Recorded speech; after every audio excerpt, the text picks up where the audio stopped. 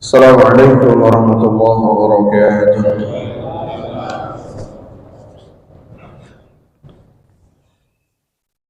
Bismillah walhamdulillah. Assalatu wassalamu ala rasulillah Muhammad ibn Abdullah Miftahi babi rahmatillah la hawla wa la quwwata illa billah. Wa qala rabbi shrah li sadri wa yassir li amri wa hlul 'uqdatam min lisani yafqahu qawli. Subhanaka la ilma lana illa ma 'allamtana innaka antal 'alimul hakim. Wa tub 'alaina innaka antat tawwabur rahim. Amma ba'du.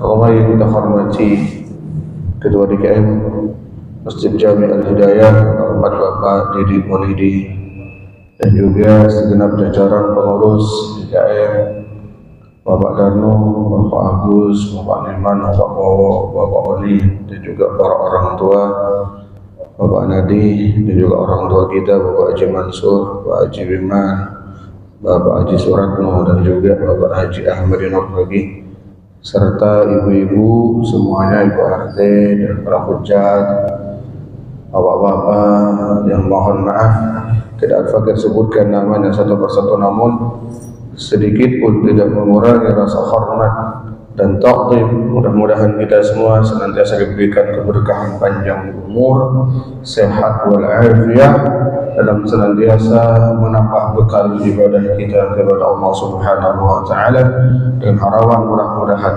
segenap rangkaian amal ibadah kita, baik yang wajib maupun yang sunnah, baik yang kita lakukan sendirian atau berjamaah, mudah-mudahan semuanya diterima oleh Allah Subhanahu wa taala dan Allah lipat gandakan nilai pahalanya. Amin ya rabbal alamin.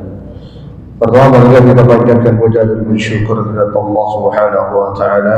Alhamdulillah, hari ini kita berada di hari yang sangat mulia, hari bersejarah, hari Isra'nya Nabi kita Nabi Muhammad sallallahu alaihi wasallam. Rasulullah lahir hari Senin, Rasulullah Isra hari Senin, Rasulullah hijrah hari Senin, bahkan Rasulullah menghadap Allah wafat juga di hari Senin. Dan hari ini kita berada di hari Senin di tanggal 27, di hari yang bersamaan dengan terjadinya peristiwa yang sangat besar yang hanya terjadi dalam sekali sejak Allah ciptakan langit dan bumi. Dan setelah kejadian itu tidak akan pernah terjadi lagi sampai nanti yaumul qiyamah. Ialah mukjizat yang Allah berikan kepada junjungan kita Nabi besar Muhammad sallallahu alaihi wasallam. Mudah-mudahan beradanya kita di bulan yang mulia, di bulan yang Rajab, di hari yang mulia, di tanggal Senin, di hari Senin, di tanggal 27 Rajab. Mudah-mudahan kemuliaan ini semakin menambah semangat motivasi kita untuk senantiasa beribadah kepada Allah Subhanahu wa taala, terlebih untuk meningkatkan amal ibadah kita yang kaitannya dengan salat kita 5 waktu. Hadirin yang dimuliakan oleh Allah Subhanahu wa taala, salawat dan salam senantiasa terlimpah dan tercurah kepada junjungan kita Nabi besar Muhammad sallallahu alaihi wasallam. Mudah-mudahan kita semua tergolong umatnya yang istiqamah menjalankan syariatnya, dan tidaklah kita meninggalkan dunia ini kecuali kita meninggal dalam keadaan husnul khatimah. Amin ya rabbal alamin. Hadirin Bapak Ibu yang dimuliakan oleh Allah Subhanahu wa taala, sebelum kita melanjutkan kajian kita, materi kita insyaallah pada kesempatan malam hari ini kita akan membahas tentang bab puasa. Mudah-mudahan Allah berikan kemudahan untuk kita bisa memahami dan menjalankan apa yang akan kita pelajari pada kesempatan malam hari ini. Namun sebelum itu mari mohon keikhlasannya, mohon ridhanya, kita kirimkan suratul Fatihah untuk kesembuhan dari jamaah kita. Beliau yang mengabdi di Masjid Jami Al-Hidayah, beliau sebagai supir ambulan, yaitu Bapak Karto Kasio binti Minto Mulyono yang sedang dirawat di rumah sakit. Mudah-mudahan Allah angkat segala penyakitnya, Allah berikan sehat yang sempurna, sehat zahiran wa batinan, dan segala berkumpul dengan kita kembali untuk memakmurkan rumah Allah dan kembali berkumpul dengan keluarganya dalam rangka mendekatkan diri kepada Allah Subhanahu wa taala. Dan mudah-mudahan tidaklah diuji sakit kecuali sebagai penggugur dosa-dosanya, dan tidaklah diberikan ujian sakit kecuali sebagai pengangkat derajatnya Allah Subhanahu wa taala. بنية الشفاء أن الله يشفيه شفاء عاجلا بشفاعة رسول الله وببركة الفاتحة. أعوذ بالله من الشيطان الرجيم. بسم الله الرحمن الرحيم. الحمد لله رب العالمين الرحمن الرحيم مالك يوم الدين إياك نعبد وإياك نستعين اهدنا الصراط المستقيم صراط الذين أنعمت عليهم غير المغضوب عليهم ولا الضالين. آمين. Baik para ibu yang dimuliakan oleh Allah Subhanahu wa taala. Pada kesempatan kali ini kita melanjutkan materi kita berkaitan dengan bab puasa. Kemarin sudah kita bahas tentang hukum wajibnya puasa di bulan Ramadan dan tujuan Allah mewajibkan kita puasa di bulan Ramadan, dan siapa saja yang diwajibkan oleh Allah untuk berpuasa di bulan Ramadan. Maka pada kesempatan kali ini kita akan membahas lanjutan, yaitu fardu puasa. Bapak Ibu yang dimuliakan oleh Allah Subhanahu wa taala, wa faraidus shaumi arba'atu asya'a, dan fardu-fardunya puasa arba'atu asya'a itu ada 4 perkara. Jadi fardu puasa ada 4. Kalau fardunya wudu ada berapa? Pada fardunya wudu ada 6. Fardunya wudu ada 6. Memang nggak salah lagu zaman dulu itu, Bang. Belajar di waktu kecil bagai mengukir di atas batu. Belajar sesudah dewasa laksana mengukir di atas air.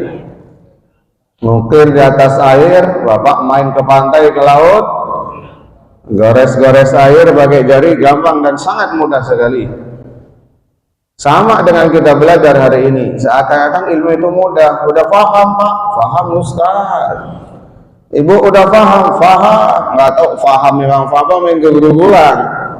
Tapi pas tanya sama temannya, Ustaz ini jelasin apa? Tahu ya? Nah, itu namanya belajar sesudah dewasa. Tapi ingat, batu yang keras mampu dilubangi oleh tetesan air yang terus menetes tanpa henti. Jadi kalau kita punya rumah ada batu keras di situ, pas lurus di bawah talang air, biasanya itu terjadi yang namanya lubang kecil. Kenapa? Karena ada air yang menetes terus menerus. Jadi lubangnya batu yang keras bukan karena disiram air yang banyak sekaligus, tapi disiram, ditetesi oleh air yang menetes tapi istiqomah. Artinya apa? Sesering lupa apapun kita, sekeras apapun, kalau terus ditetesin istiqomah kita taklim, insya Allah pada akhirnya kita juga akan faham juga, dan pada akhirnya dapat ilmu yang berkah bermanfaat. Amin ya rabbal alamin. Yang repot ketika ngaji tidak faham karena alasan tidak faham, tidak ngerti, berhenti. Nah itu masalah. Selama kita mengaji, mazala aliman, orang akan disebut orang yang alim selama dia mau belajar. Jadi tanda orang alim itu orang yang mau belajar. Tanda orang bodoh, orang yang sudah tidak mau belajar lagi walaupun sebenarnya sudah alim. Jadi tanda orang alim, orang yang terus istiqomah dia belajar, dan tanda dia bodoh adalah orang yang berhenti dia belajar walaupun dia sudah tahu. Artinya apa? Selama kita masih hidup, belajar itu tetap wajib. Makanya talabul ilm fariidatun ala kulli muslimin wa muslimatin. Belajar ilmu termasuk terlebih ilmu agama, hukumnya adalah fardu ain, wajib bagi kita bersama. Baik, kita lanjutkan lagi. Wa faraidu shaumi, dan fardunya puasa arba'atu asya'a, ada 4 perkara. Apa yang pertama? Ahaduha, salah satunya atau yang pertama, an-niyatu bil qalbi, niat di dalam hati. Niat, an-niyatu wal mahalluha wa mahalluha al-qalbu. Tempat niat itu di dalam hati. Sekarang kalau kita puasa Ramadan nih, biasanya kita kan dibimbing tuh, kita baca bareng-bareng. Itu habis tarawih apa habis witir?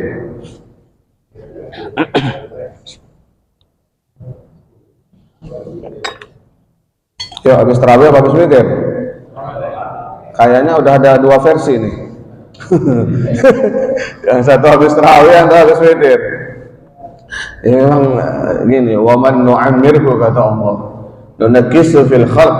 Siapa yang Allah panjangkan umurnya, Allah akan kurangi kesehatannya, ingatannya mulai lupa, pandangannya mulai kabur, bebannya mulai bertabur, giginya mulai gugur, sebentar lagi masuk alam kubur. Bapak Ibu yang dimuliakan oleh Allah, ketika kita dibimbing nih, habis tarawih apa habis witir? Habis tarawih ya, habis sholat tarawih maksudnya, bukan habis tarawih pulang selesai sholat, bukan. Habis tarawih, habis sholat tarawih itu sebelum witir, kan dibimbing tuh. Bismillahirrahmanirrahim. Nawaitu shawma ghadin an ada'i fardhi syahri ramadhani hadhihi sanati lillahi ta'ala. Itu apa namanya?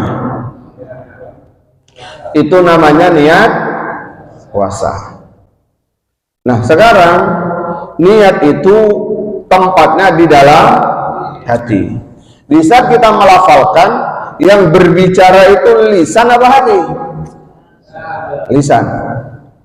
Berarti kalau ada orang niat puasa, terus membaca niatnya lewat hati saja, bagaimana dengan hukum niat ini? Maka dia sebenarnya belum berniat. Hati-hati nih. Karena niat itu bukan di lisan, sama dengan bab sholat.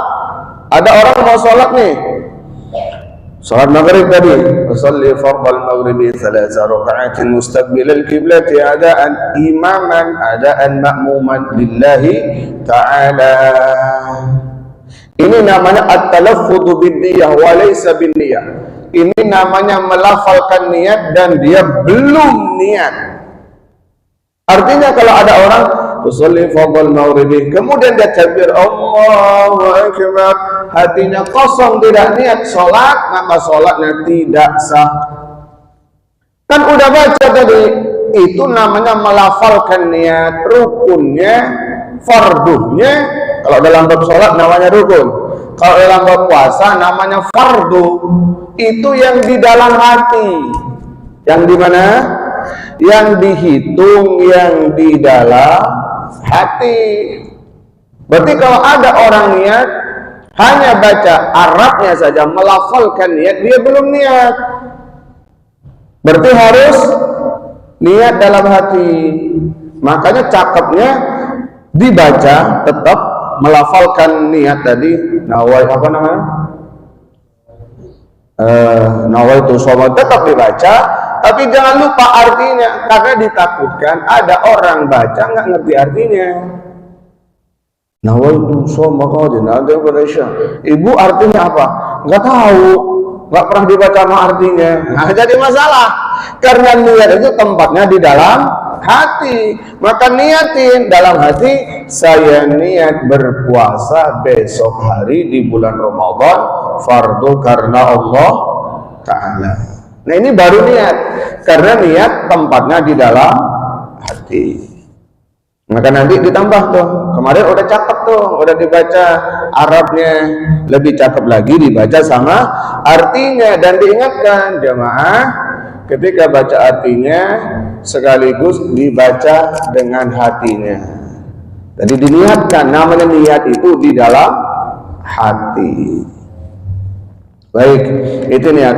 An-niyatu bil qalbi, niat di dalam hati. Kalau di lisan berarti bukan niat. Nah, ini penting nih, penting. Karena kalau tidak sah niatnya, mau puasa pada kali Ramadan tidak sah puasanya. Maka ini pentingnya kita ilmu. Ilmu ini petunjuk bagi kita.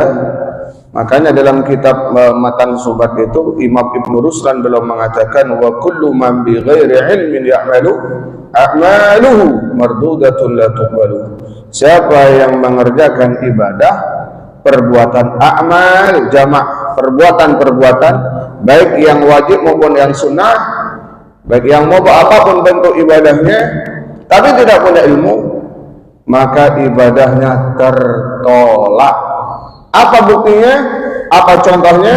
Ada orang berpuasa tapi niat hatinya tidak berniat berpuasa, cuma lisannya mengucapkan apa tadi? Nawaitu, bukan nawaitu selalu nawaitu shaum maghadin. Maka nanti ditambah nanti yang bimbing bagian yang tidak dibaca sama artinya. Kalau yang hafal sama Arab langsung niat baca, ada orang yang modelnya baca Arabnya, lisan baca Arab, tapi di hati memang udah niat dia, sah dia, nggak masalah. Ada orang yang misalnya begini nih, nawaitu shaum maghadin, dalam hatinya dia berniat untuk berpuasa fardu besok, dalam hatinya berbarengan dengan melafalkan tadi, berarti dia sudah niat. Berarti dia sudah niat. Yang tidak niat itu dia hanya baca Arabnya saja, sedangkan dia tidak tahu artinya. Tapi kalau bapak-bapak, maka husnudzon yang membaca Arabnya sekaligus hatinya dia sudah paham kalau maksud niat tersebut saya niat puasa besok hari di bulan Ramadan fardu karena Allah Ta'ala. Tapi yang kosong nggak paham sama sekali, ini belum niat berarti. Maka takut ada di antara jamaah yang ada tidak paham, dikira kalau sudah melafalkan Arabnya hatinya nggak usah, padahal yang dihitung adalah hatinya, niatnya. Maka andaikan di Bali ada orang niat puasa, Arabnya tidak dibaca, tidak baca nawaitu shaum maghadin, dia tidak baca, tapi hatinya dia niat, saya niat puasa besok hari di bulan Ramadan fardu karena Allah Ta'ala. Dia nggak baca Arabnya, sah niatnya, sah niatnya. Maka ini penting, ingatkan keluarga kita jangan sampai hanya baca Arabnya saja tidak ngerti artinya, sehingga niat itu tidak masuk dalam hatinya. Jadi niat di mana? Di dalam hati. Kemudian fa in kana shaumu fardhan ka Ramadan aw nadharan fala budda min iqa'i niyyah lailan.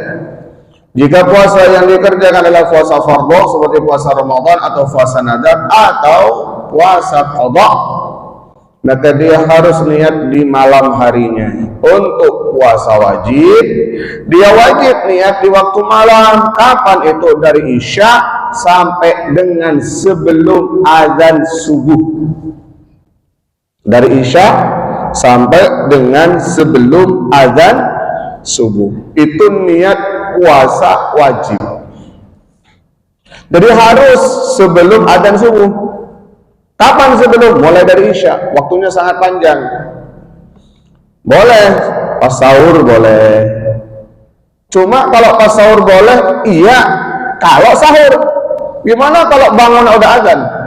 Allahu Akbar, udah subuh, jangankan sahur, niat aja belum, maka dia satu, puasa tidak sah di hari tersebut, tapi tetap dia wajib puasa. Sudah puasa tidak sah, tapi nggak boleh makan haram, karena di hari itu orang dilarang untuk tidak puasa, wajib berpuasa, maka dia harus menahan. Tapi ingat, satu hari itu puasanya tidak sah. Berarti gimana? Selesai Ramadan, cari di hari-hari setelah hari-hari yang tidak dilarang untuk kita berpuasa, kemudian dia mengqadha puasanya. Makanya kita berijtihad, para ulama, guru-guru kita terdahulu berijtihad, hati-hati. Gimana caranya? Waktu sholat tarawih, mumpung ngumpul, mumpung ingat, dibimbing tuh. Yang repot kan nggak tarawih. Tarawih enggak, tidur, capean, bangun subuh, bangun udah subuh. Jangankan sahur, niat puasa aja belum, udah azan subuh, maka puasanya sudah terlewat, niatnya sudah terlewat. Artinya tidak sah berniat setelah azan subuh. Ini berlaku untuk apa? Untuk puasa wajib. Untuk puasa wajib. Kalau puasa sunnah boleh, Pak, tidak harus di waktu malam. Siang boleh, yang penting belum makan. Makanya Rasulullah sallallahu alaihi wasallam, baginda kita Nabi Muhammad sallallahu alaihi wasallam, ketika di rumah beliau di Madinah bersama Sayyidah Aisyah dan bersama istri-istri beliau, di saat beliau bertanya kepada istrinya, udah di siang hari, udah mau masuk siang, jam 8, jam 10, jam 11, Rasulullah belum makan apapun. Rasulullah bertanya, apakah ada makanan di rumah? Kata istrinya, enggak ada ya Rasulullah. Apa kata Rasulullah? Ya udah, saya dari pagi, dari subuh enggak makan. Ya udah, saya niatkan untuk puasa sunnah. Nah, niat puasa tapi di pagi hari, tapi di siang hari boleh. Yang penting pagi belum ngopi. Kalau pagi udah ngopi, pisang goreng nasi uduk, jam 9 masih ngomong, saya niat puasa nih. Ya nggak bisa.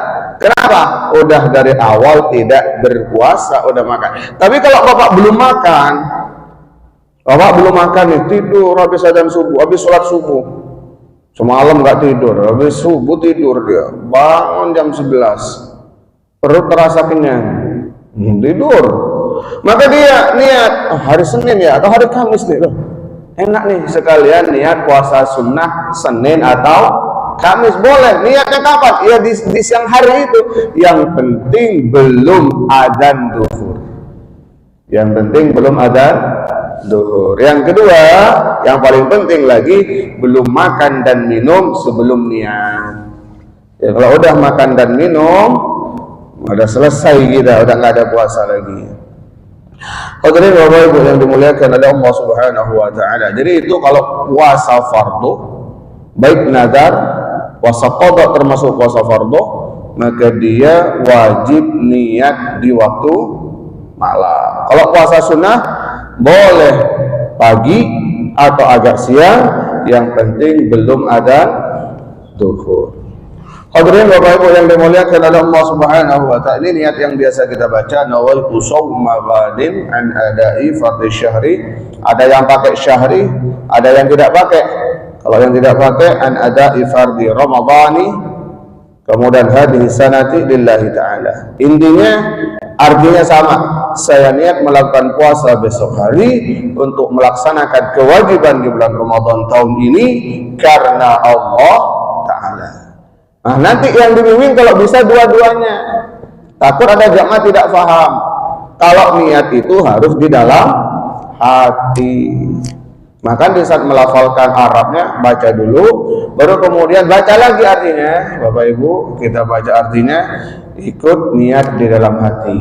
Saya niat melakukan puasa besok hari untuk melaksanakan kewajiban bulan Ramadan tahun ini karena Allah Ta'ala. Ini penting. Karena kalau kita lepas niat satu, walaupun kita tidak makan, tidak minum, haus dan dahaga, maka puasa kita tetap tidak sah. Kemudian masih berkaitan dengan niat puasa. Niat puasa ada dua. Dalam madhab kita Imam Syafi'i, kita yang bermadhab Syafi'i, berpuasa itu niatnya setiap malam dan setiap berpuasa. Jadi kalau berpuasa bulan Ramadan tahun ini ada 29 kali puasa, 29 hari kita puasa, maka wajib kita melakukan puasa tadi sebanyak 29 kali setiap malamnya sebelum waktu subuh tiba.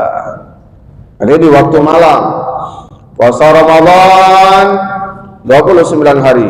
29 kali kita wajib niat di waktu malam. 30 hari, 30 kali kita niat wajib di waktu malam. Ini dalam mazhab Imam Syafi'i. Maka wajib niat tiap malam itu. Kalau enggak niat di waktu malam pada siang seperti tadi, puasanya tidak sah. Maka kemudian dalam mazhab Imam Malik ini beliau memperbolehkan untuk niat 1 bulan penuh. Ini mazhab Imam Malik. Jadi puasanya tetap niat di waktu malam, tapi enaknya kalau mazhab Imam Malik adalah cukup sekali kolektif. Contoh, ini malam pertama nih. Malam pertama tarawih, besok mau puasa. Maka di malam ini kita niat, saya niat puasa 1 bulan penuh, bukan besok lagi. 1 bulan penuh, bulan Ramadan ini, tahun ini, karena Allah Ta'ala. Dalam hati sudah niat begitu, berapa hari, mau 29 hari, mau 30 hari, niatnya hanya sekali, hanya di malam yang pertama. Ini enak nih, mazhab Imam Malik nih. Terus bagaimana kita mazhab Imam Syafi'i? Maka di dalam mazhab Imam Syafi'i, di malam mazhab Imam Syafi'i, kita tetap wajib niat setiap malam, tapi memperbolehkan menggabungkan 2 niat. Jadi tiap malam tetap kita melakukan niat, tetap niat puasa tiap malamnya, tapi boleh ditambah dengan niat kolektif nih 1 bulan. Saya niat habis begini nih contohnya nih, biar gampang. Niat pertama, saya niat puasa besok hari untuk melaksanakan kewajiban di bulan Ramadan karena Allah Ta'ala. Itu niat yang setiap malam, yang kita baca tiap malam. Kemudian di hari pertama itu ditambah dengan niat yang 1 bulan. Habis itu bimbing lagi jamaah. Para jamaah, mari kita niat lagi. Saya niat dalam hati, saya niat puasa 1 bulan penuh, bulan Ramadan ini, tahun ini, karena Allah Ta'ala. Saya niat puasa Ramadan bulan ini, tahun ini, fardu karena Allah Ta'ala. Apa fungsinya niat menurut mazhab Imam Malik ini? Ketika digabungkan dengan niat mazhab Imam Syafi'i, kalau andai besok malam lupa tidak niat, mungkin tarawih di tempat yang berbeda, sehingga biasanya kalau di sini kita ingatkan, di masjid sebelah tidak diingatkan misalnya, kebiasaan seperti itu, maka kemudian kita lupa tidak niat, sudah pagi, aduh malam belum niat, maka puasa kita tetap sah. Kenapa tetap sah? Karena kita punya cadangan niatnya Imam Malik. Maka ini malam pertama nih diingetin nih, malam pertama takut apa? Takut lupa, namanya juga kita manusia. Waktu mudik, nah waktu mudik tuh berangkat sore, malam sampai subuh masih dalam perjalanan. Kalau tahu rasa-rasanya berat tuh. Sholat ada di jamak di qashar, kita keburu nyampe atau bahkan jalan macet tidak sempat. Maka niat suka lupa tuh. Maka di saat lupa, yang penting di awal pernah niat 1 bulan, saat lupa tetap puasanya sah. Beda dengan orang yang hanya niat semalam, besok niat lagi, tetap kita lakukan. Tapi orang ini tidak niat kolektif yang 1 bulan, maka di saat dia lupa, tidak niat sudah nyampe waktu subuh, maka puasanya tidak sah. Berarti enak yang mana nih? Enak dua-duanya. Niat tetap niatin dari awal kita mau niat setiap malam, tapi kasih cadangan dulu. Ibaratnya ban serep nih. Kita manusia suka lupa dan lain sebagainya. Niat 1 bulan penuh. Baik, itu yang pertama, fardu yang pertama. Yang kedua adalah al-imsaku 'anil akli wasyurbi wa in qalla al-ma'kul wal mashrub inda ta'ammudi. Fardu yang kedua, orang yang berpuasa wajib menahan dari makan dan minum, walaupun perkara yang dimakan dan yang diminum hanyalah sedikit, hal ini ketika ada unsur kesengajaan. Artinya kita wajib menahan tidak makan dan tidak minum walaupun hanya sedikit, inda ta'ammudi, selama kita sengaja. Maksudnya apa?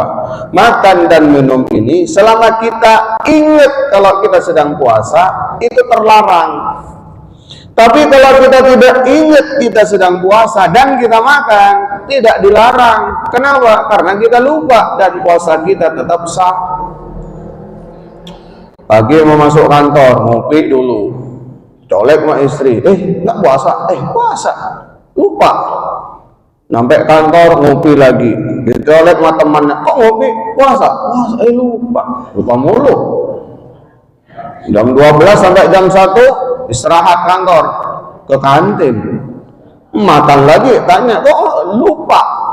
Nggak masalah Pak, yang kalau bener-bener lupa. Yang repot kan yang pura-pura. Makanya ada istilah itu, lebih baik bangunin orang tidur daripada bangunin orang pura-pura tidur. Repot nih kalau orang pura-pura tidur. Sama dengan orang-orang pura-pura lupa ini. Kok nggak puasa? Pura-pura kaget. Padahal memang nggak puasa. Oh iya, lupa. Harus lupa makan lagi. Nah ini bukan lupa mah. Kalau kata Romai-Rama itu mah ini bukan ini, tapi itu mah disengaja. Tapi kalau nggak sengaja nggak batal Pak. Maka kalau ada orang makan di siang hari, jangan langsung, ini bapak ini sholat kencang tapi nggak puasa, jangan langsung dibilang nggak puasa. Bisa jadi lupa, bisa jadi. Tapi ketemu siang makan lagi, lupa lagi Pak. Lupa mulu, kan ada orang tuh lupa mulu. Apa namanya penyakitnya itu? Pikun. Berarti kalau nggak puasa itu tuh kayaknya penyakitnya yang paling dekat tuh. Semoga kita sehat walafiat. Amin ya rabbal.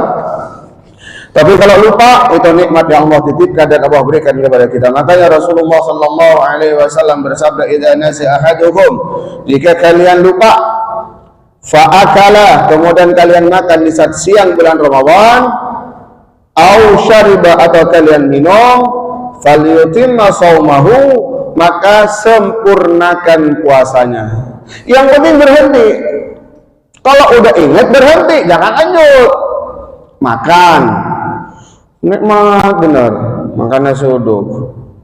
Udah berapa suap? Udah minum? Kayaknya masih kurang, mau nambah lagi. Ingat, saya puasa. Ya udah, yang masuk itu rezeki kita, jangan ditambahin lagi. Karena yang lupa nikmat yang Allah berikan kepada kita, yang sengaja, nah itu yang haram. Itu yang membatalkan puasa kita. Maka ini yang kedua, farduhnya puasa wajib menahan dari makan dan minum. Kemudian yang ketiga, wasalis, adalah al-jima'u amidan, wajib menahan diri dari melakukan hubungan suami istri dalam keadaan amidan, sengaja. Wa ammal jima'u nasiyan, adapun berhubungan suami istri nasiyan karena lupa, fakal akli nasiyan, maka hukumnya seperti makan karena lupa. Tapi rasa-rasanya kalau lupa berhubungan suami istri ini kok begitu ya, aneh lah. Kan melibatkan dua orang masalahnya. Suami lupa, masa iya istri lupa. Tapi kalau benar-benar lupa nggak masalah Pak, tetap sah. Yang penting kalau udah ingat berhenti. Kata suaminya, bulan Ramadan nih, langsung selesai, Kak. Langsung selesai Pak, langsung selesai, nggak ada istilah tanggung, nggak ada. Ingat, sadar, berhenti, udah nggak masalah tuh. Sore berhubungan lagi, lupa, nggak masalah Pak. Yang penting lupa, tapi jangan berharap lupa. Doa semalam, ya Allah besok mudah-mudahan lupa ya Allah. Lupa makan, lupa minum, lupa. Nah, ini beda ini sengaja dia. Insya Allah mudah-mudahan nggak lupa semuanya. Ini biasanya kita suka lupa di hari pertama bulan Ramadan, hari kedua bagi yang tidak terbiasa puasa sunnah. Bahkan yang puasa sunnah pun bisa jadi lupa nanti saat bulan Ramadan, dan itu wajar. Selama kita benar-benar lupa, puasa kita tidak batal. Nah, ini fardu yang ketiga. Apa yang ketiga? Menahan untuk tidak berhubungan suami istri. Kemudian yang keempat, ta'ammudul qalbi, wajib menahan dari muntah yang disengaja. Falau ghalabul qalbi lam yaqtul shaumuhu, maka bagi orang yang sudah tidak kuat menahan muntah, lam yaqtul shaumuhu, maka tidak batal puasanya. Ada orang mual, kalau ibu-ibu hamil muda itu namanya apa tuh, suka mual, ngidam, mual ya, mual. Kemudian muntah beneran, keluar tuh karena tidak tertahan, keluar bener, maka tidak batal puasanya. Kenapa tidak batal? Enggak ada faktor sengaja untuk muntah. Dia muntah karena ada sesuatu yang bikin mual, yang bikin gak enak. Maka tidak batal orang muntah karena kendaraan.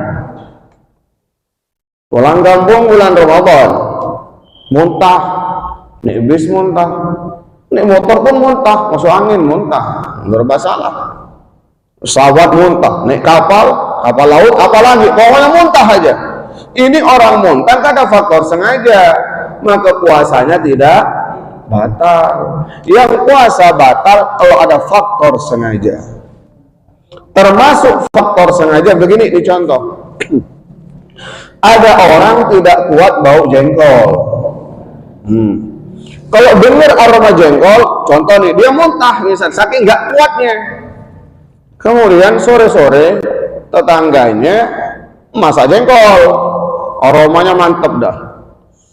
Kemudian orang ini udah ngerti tidak kuat aroma jengkol, orang ini main ke rumah tetangga yang sedang masak jengkol. Berarti ini ada faktor kesengajaan untuk muntah karena dia tidak menghindari sesuatu yang bikin dia muntah. Nah, ini bedanya. Jadi kalau dia bapak ibu naik kendaraan kemudian muntah, nggak masalah karena muntahnya tidak ada faktor kesengajaan. Dan belum kita temukan ada laporan ada orang naik angkot, naik mobil, naik kapal laut, naik pesawat dengan niat pengen muntah, itu nggak ada. Saya mau ke PGC naik Jaklingko, kenapa? Pengen muntah? Nggak ada. Justru kalau ada orang mau muntah, dia tutup tuh mulutnya, cari bingung, gelisah, berkeringat dia. Kenapa? Malu sama teman sebelah kalau muntah. Maka nggak ada orang itu pengen naik kendaraan hanya tujuan muntah, itu nggak ada. Maka berarti orang muntah naik kendaraan puasanya tidak batal. Kemudian ini penting, kalau muntah gimana? Kalau muntah itu kan ada rasa apa coba kalau muntah? Rasa apa? Rasa pahit-pahit, betul nggak? Ada nggak nyaman kan pahit itu? Nah, pahit itu hukumnya najis. Haram hukumnya ditelan. Hati-hati nih kalau kita muntah. Kemudian terasa pahit, ini ditelan deh, masuk lagi. Pertama haram karena ini najis, muntahan itu hukumnya najis. Yang kedua, sisa muntahan ini kalau kita telan lagi bersama air liur kita, mohon maaf, air ludah kita telan lagi, puasa kita batal. Terus gimana? Ngeludah mulu? Enggak juga. Maka kita diwajibkan untuk berkumur. Nah, berkumur itu wajib itu kalau kita muntah. Kenapa? Karena muntahan yang keluar itu hukumnya najis. Jadi bulan Ramadan berkumur. Ini kumur ini hukumnya wajib. Maka nanti dalam bulan Ramadan memasukkan sesuatu ke mulut itu ada 3 hukumnya. Yang satu mubah, yang kedua sunnah, yang ketiga wajib. Apa yang mubah? Mubah ini walaupun nanti mendekati dengan makruh adalah memainkan sesuatu yang nggak ada gunanya di mulut.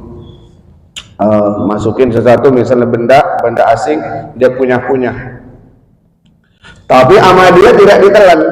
Selama tidak ketelan, ngunyahnya benda tadi itu tidak batalkan puasa. Tapi kalau ketelan, walaupun tidak ada faktor sengaja sebelumnya, tetap batal puasanya. Kalau kita sudah memasukkan sesuatu, karena memasukkan sesuatu ke sini nggak ada gunanya. Contoh, ada orang pagi hari gigit-gigit atau ngunyah permen, batal nggak puasanya? Nggak batal, betul, nggak batal. Selama tidak ketelan. Tapi kalau ketelan, ya batal. Kenapa? Karena dia main-main tadi. Contoh, ada orang ngunyah permen, nggak ngerti, ini nggak batal puasanya. Habis itu musim hujan, atau dicolek sama anaknya, lagi ngunyah, dipukul sama temen, kak puasa, masuk tuh permen. Nah, masuknya permen ini batal puasanya. Loh, kan nggak sengaja, main-main itu dianggap sengaja. Maka itu dihindari. Walaupun boleh, tapi itu mendekati ke makruh. Kenapa mendekati makruh? Khawatir ketelan dan puasanya batal. Itu yang pertama. Yang kedua mubah. Yang kedua sunnah. Memasukkan air ke mulut sunnah. Memasukkan sesuatu ke mulut sunnah. Apa itu? Berkumur saat berwudu. Jadi berkumur saat berwudu bulan Ramadan tetap sunnah. Cuma tidak boleh mubalaghah. Apa mubalaghah itu? Mengeraskan, mengeraskan. Makanya nanti kalau kumur-kumur boleh tetap sunnah 3 kali, masukkan air ke hidung tetap boleh, tapi tidak boleh mubalaghah. Mubalaghah itu tidak boleh keras, ngambilnya pelan, dengan menundukkan kepala, tidak boleh ngangkat kepala. Jadi ngambil untuk kemudian kita kumurkan. 100% kita keluarkan. Kumur lagi yang kedua, keluarkan lagi. Kumur lagi yang ketiga, keluarkan lagi. Itu hukumnya sunnah. Bagaimana kalau kita lagi kumur mau wudu ini? Di sini, di keran. Gak taunya ada suara petir. Lagi kumur, kaget kita. Pas kaget dia kegagalan. Nah, nelan begini tidak batal puasanya. Kenapa? Karena memang ini anjuran berkumur, beda dengan kasus yang pertama. Paham ya? Yang penting jangan kompromi sama teman. Saya kumur ya, terkagetin ya. Itu sok telan. Ini sengaja ini main-main, batal puasanya. Maka ini tetap kita berkumur. Yang penting pertama, tidak boleh mengangkat kepalanya ke atas. Jangan kumur-kumur begini. Masuk Pak. Enggak sengaja Pak Ustaz. Ya begitu tuh ngangkat ke atas itu ada faktor kesengajaan. Maka kalau kumur tetap agak nunduk ke bawah. Tetap sunnah.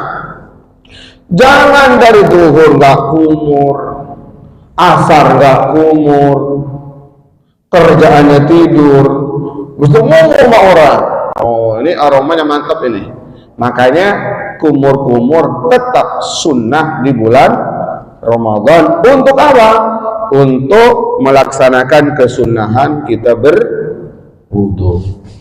Hadirin Bapak Ibu yang dimuliakan oleh Allah Subhanahu wa taala. Mungkin itu saja untuk pertemuan berkaitan dengan farduhnya puasa. Yang pertama apa tadi? Niat. Yang kedua lupa dah. Yang kedua tidak makan dan tidak minum. Yang ketiga tidak berhubungan suami istri. Yang keempat tidak sengaja muntah. Coba diulang lagi. 1 niat, 2 tidak makan tidak minum, yang ketiga tidak berhubungan suami istri, yang ketiga tidak sengaja muntah. Itu saja yang 4. Kalau ada yang ditanyakan, diskusikan, dipersilahkan.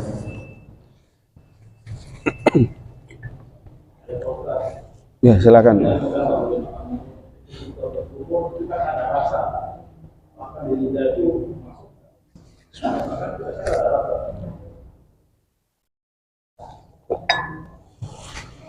Baik, ini pertanyaan bagus nih. Nah, kita bahas lubang tembus sedikit nih.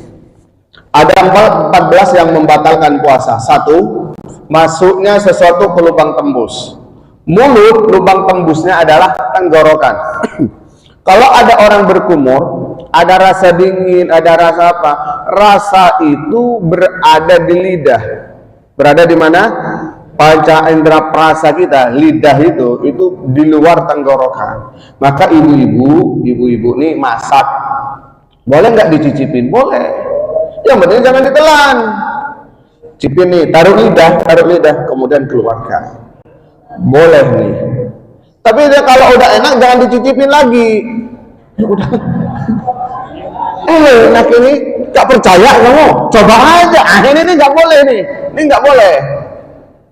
Nah, selama tidak masuk, tidak boleh. Jadi, Bapak, kita berkumur. Rasa dingin itu nggak masalah. Bahkan, mohon maaf, kalau kita berkumur, Pak, yang penting kita maksimal 100%. Kita muntahkan itu, kita keluarkan air kumur yang kita masukkan tadi. Kemudian, ada sisa dingin. Ada sisa dingin, enak gitu. Itu nggak usah diludahin lagi, Pak. Ya memang dingin, kecuali Bapak dikasih air hangat kumurnya, tuh hangat tuh. Kalau kita kumur sih pasti nyisa tuh. Kenapa nyisa dingin? Karena mohon maaf, rongga mulut kita ini panas. Maka kalau berkumur, apalagi bulan Ramadan, coba aja kumur, teladai pakai tangan, hangat tuh Mbak. Maka nyisanya itu dingin, dan rasa dingin itu tidak membatalkan puasa. Jangan ngeludah mulu. Ada orang kuwabe itu ngeludah, masih ada rasa dingin ya Pak Ustaz. Waduh, repot ini. Nggak usah, ada orang yang lebih ekstrim, ngambil tisu, habis kumur dimuntah dulu di tisu mulutnya, takut ada yang tersisa. Jangan, sisa dingin itu tidak membatalkan puasa selama kita memuntahkan sempurna. Ini berkaitan dengan mulut. Yang terakhir, saya tambahkan sedikit, berkaitan dengan telinga. Walaupun nanti kita bahas, nggak apa-apa nih. Daun telinga, lubang telinga kita membatalkan puasa ketika melebihi dari jari kita masuk. Ibu bapak, kalau jari kita masuk ke kuping, ke apa nih, lubang telinga kita nih, selama yang masuk adalah jari kelingking masuk, dan jari kelingking tidak berkuku panjang. Kan takutnya begini, kukunya segini panjang, masuk, nggak usah cuma jari yang masuk, bukan jari itu kuku namanya. Selama jari masuk, puasanya tidak batal. Tapi melebihi batas jari masuk, puasanya batal. Apa contoh? Nungguin azan di sore hari. Udah ngerti kalau diusir ke azan, nggak mungkin TV One azan. Diputer ganti. Sambil pegang ketembat, sampai miring-miring, merem-merem. Nah, ketembat itu masuk, pasti melewati jari kelingking masuk. Batal lah puasanya. Kita nunggu azan. Mau makan takut, nggak taunya kita batalin dengan kita ngoker-ngoker telinga. Nanti berkaitan dengan cebok yang membatalkan dan macam-macam, insya Allah kita akan bahas pada pertemuan yang akan datang. Kurang lebihnya mohon maaf. Mari kita tutup dengan kafaratul majlis. Subhanakallahumma wa bihamdika, asyhadu an la ilaha illa anta, astaghfiruka wa atubu ilaik. Assalamualaikum warahmatullahi wabarakatuh.